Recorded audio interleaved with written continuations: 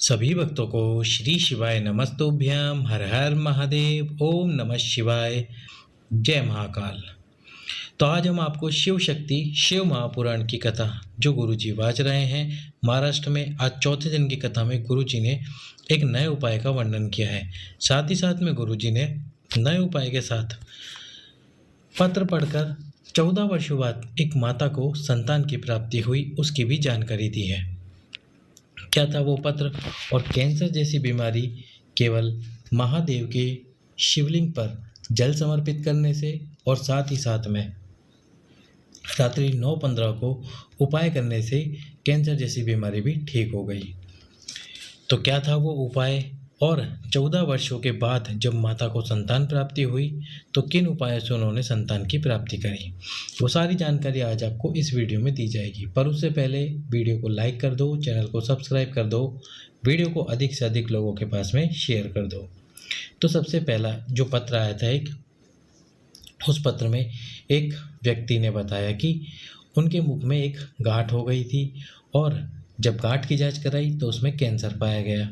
Doctor ने operation का बोल दिया था, पर उन्होंने गुरुजी की कथा से जाना कि केवल महादेव पर विश्वास रखो, जल समर्पित करते रहो कुंदकेश्वर महादेव के नाम से और उस जल को पीते रहो। वो जल पीते रहे। ऑपरेशन की डेट से पहले उन्होंने उस जल को पिया और पीने के बाद में जो उनके मुख में गांठ थी वह पूरी तरह से फट गई, उसका पस निकल गया और पस निकलने के बाद में उनके मुख में जो भी कैंसर जैसी गांठ बताई गई थी वह पूरी तरह से समाप्त हो गई। अगला पत्र जो आया था वो माया जी का था, जिन्होंने अमरावती से पत्र लिखा। पत्र लिखकर उन्होंने बताया कि गुरुजी 14 वर्षों से मुझे कोई भी संतान नहीं थी। 14 वर्ष से कोई संतान नहीं थी, जैसा कि गुरुजी ने पत्र पढ़ रहे हैं बता रहे हैं। और 14 वर्षों से संतान नहीं होने के बाद भी 8 या 9 वर्षों तक वो अपने आसपास के और जहाँ जहाँ डॉक्टर बताए जाते थे उन सभी डॉक्टरों को दिखाते रहे। 9 वर्ष लगातार उन्होंने डॉक्टरों को दिखाया। डॉक्टरों को दिखाने के बाद भी उनको संतान प्राप्ति नहीं। लगातार 9 वर्ष तक वे दिखाते रहे, कहीं कहीं झोली भरवाते रहे, हर एक डॉक्टर के पास में जाते रहे। जैसा कि आप देख सकते हो गुरुजी के हाथ में उनकी संतान है। गुरुजी ने उनको व्यासपीठ की डोक भी दिलाई।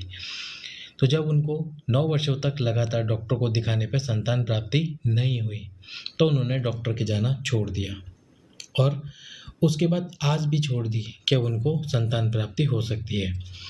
इसके बाद में 2 से 3 वर्ष लगातार निकल गए। 9 वर्ष तक डॉक्टरों को दिखाया, 10वां वर्ष निकल गया, 11वां वर्ष निकल गया और ऐसे करते करते 12 वर्ष 13 वर्ष हो गए। अब उनकी जो ननद थी उन्होंने गुरुजी की शिव महापुराण की कथा सुनी थी और कथा सुनने के बाद उन्होंने अपनी ननद को, यानी कि उनकी ननद ने उनको बताया कि तुम्हें सफ़ेद आंकड़े की जड़ वाला उपाय करना चाहिए। बहुत सारी माताओं बहनों को इस उपाय से संतान प्राप्ति वंश वृद्धि हुई है, तुम्हें भी एक बार ये उपाय अवश्य ही करना चाहिए। पहले तो उन्होंने कहा बहुत आते हैं ऐसे महाराज टोने टोटके वाले, बोले मुझे तो इन पर विश्वास नहीं। पर अपनी ननद के कहने पर उन्होंने सफ़ेद आंकड़े की जड़ का उपाय किया, जिसमें सफ़ेद आंकड़े की जड़ को 21 बार तुमरुकेश्वर महादेव के नाम से शिवलिंग पे से घुमाया जाता है। लाल वस्त्र में, लाल कलर के वस्त्र में और लाल धागे में। यदि लाल वस्त्र ना हो तो आप लाल धागे में ही उस जड़ को शिव जी के सम्मुख में खड़े होकर नंदी जी के पीछे की तरफ उस जड़ को अपनी कमर में बांध लें। किसको? माताओं बहनों को बांधनी है। एक पीपल का पत्ता प्रतिदिन समर्पित करना है अवधूतेश्वर महादेव के नाम से। उस पीपल के पत्ते को गाय के दूध में उबालकर पति और पत्नी को रात्रि को सोने से पहले उस दूध को पीना है तुमरुका जी या तुमरुकेश्वर महादेव के नाम से। फिर उन्होंने इसके साथ में पशुपति व्रत भी किया। पशुपति व्रत करने के बाद में केवल और केवल 2.5 महीने लगे और उनका गर्भ ठहरा और उनको संतान की प्राप्ति हुई। जैसा कि मैंने आपको बताया, अभी दिखाई उनकी संतान, जो उनको संतान की प्राप्ति हुई। आप भी देख सकते हैं जो संतान प्राप्त हुई उनको, वो संतान गुरुजी के पास में लेकर आए व्यासपीठ पर, उन्होंने उस संतान के दर्शन भी कराए। तो अब ये तो थे पत्र। अब हम आपको बताते आज की कथा का बिल्कुल नया उपाय जो कथा में गुरुजी ने बताया है। द्विजेश्वर महादेव।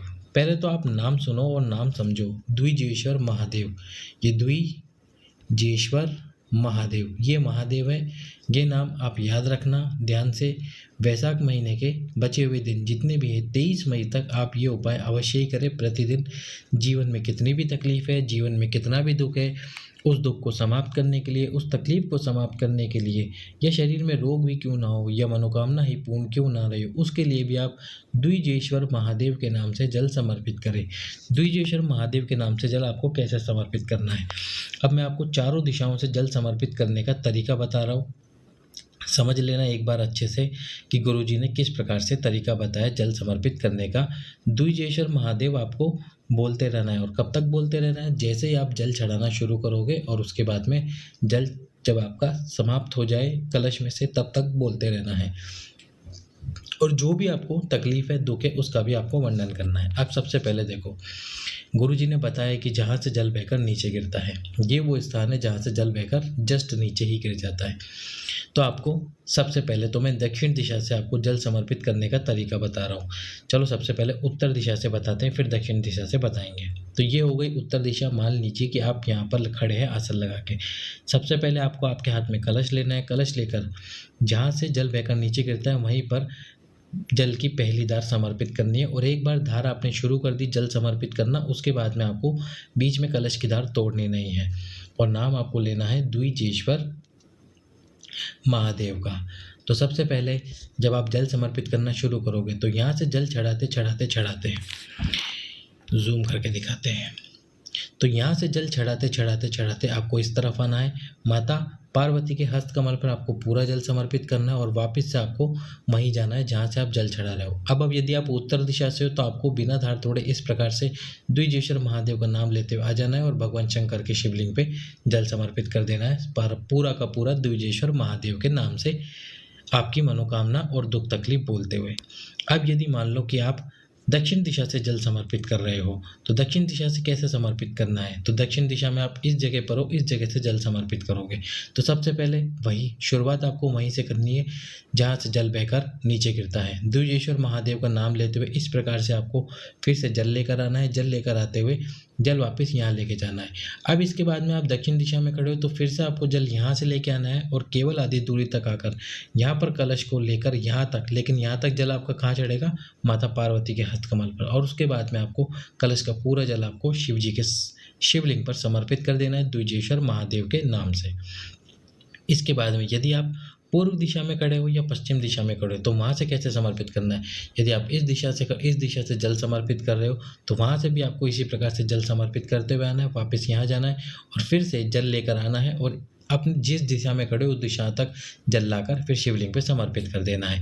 इसके बाद में आपको, यदि आप पश्चिम दिशा से या पूर्व दिशा से इस दिशा से समर्पित कर रहे हो तो इस समय भी आपको जल यहीं से लेकर आना है। इस प्रकार से जल घुमाते हुए वापस जलाधारी के पास में, यानी कि जहाँ से जल बहकर नीचे गिरता है वहाँ तक लेके जाना है, और फिर जल को वापस लेके आना है बिना तोड़े माता पार्वती के हस्तकमल तक, और उसके बाद में जल समर्पित कर देना है शिवलिंग पे।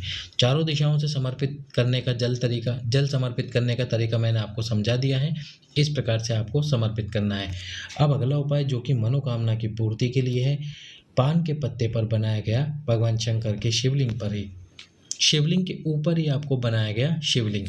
अब ये उपाय आपको कैसे करना है, तो देखो, अक्षय तृतीया कल पड़ रही है। इस अक्षय तृतीया के दिन आपको ये उपाय करना है। सबसे पहले तो आपको एक पान का पत्ता ले लेना है। देख सकते हो आप स्क्रीन पर पान का पत्ता, और ये पान का पत्ता आपको रखना कहाँ है, जहाँ पे माँ आद्यशक्ति और माँ अशोक सुंदरी ये दोनों का स्थान होता है। जैसे ये शिवलिंग में माता आद्यशक्ति और 64 योगिनियों का स्थान है, और ये जहाँ पर होती है भगवान शंकर के शिवलिंग में बीच में मोटी सी लाइन माता अशोक सुंदरी, तो इस स्थान पर ये पीपल का पत्ता रख देना है। पीपल के पत्ते की जो चोंच होती है, आगे वाली जो चोंच होती है, वो जलाधारी की तरफ जहाँ से जल बहकर गिरता है वहाँ होनी चाहिए। अब आपको बिल्कुल जो माता अशोक सुंदरी वाला स्थान है, इस स्थान पर ये एक चंदन का शिवलिंग बनाना है। चंदन का शिवलिंग आप देख सकते हो किस प्रकार से, केवल इतना छोटा ही आपको चंदन का शिवलिंग बनाना है। ये उपाय आपको करना है अक्षय तृतीया के दिन प्रदोष काल में करना है। 10 मई को जो अक्षय तृतीया पड़ रही है आपकी मनोकामना को पूर्ण करने के लिए, फिर वो मनोकामना संतान, धन, वैभव, वंश वृद्धि कोई सी भी क्यों ना हो। शिवलिंग बना लिया। अब इस शिवलिंग को बनाकर जल का छींटा मारना है आपको, थोड़ा सा दूध का छींटा मारना है, चंदन लगाना है, और जब पूरी पूजा, जैसे आप शिवलिंग की पूजा करते हो वैसे शिवलिंग की पूजा करने के बाद में क्या करना है आपको, इसी चंदन में से, जो चंदन का शिवलिंग है, इसमें आपको आपकी अनामिका उंगली लगानी है, और अनामिका उंगली लगाकर इसमें से थोड़ा सा चंदन लेना है।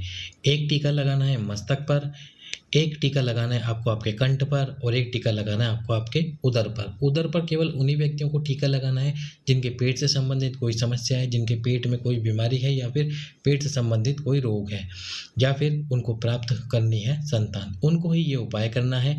उनको ही यानी कि पेट के जो उदर वाला हिस्सा है उस पर आपको टीका लगाना है। यदि उदर में कोई रोग नहीं है या आपको संतान प्राप्ति के लिए आप ये उपाय नहीं कर रहे हैं तो केवल 2 स्थानों पर टीका लगेगा, मस्तक पर और आपके कंठ पर। यहीं पर आपको टीका लगाना है। इस प्रकार से अक्षय तृतीया के दिन यदि आप ये उपाय कर लेते हो तो बाबा निश्चित रूप से आपकी मनोकामना को पूर्ण कर देगा। सभी भक्तों को श्री शिवाय नमस्तुभ्यम। हर हर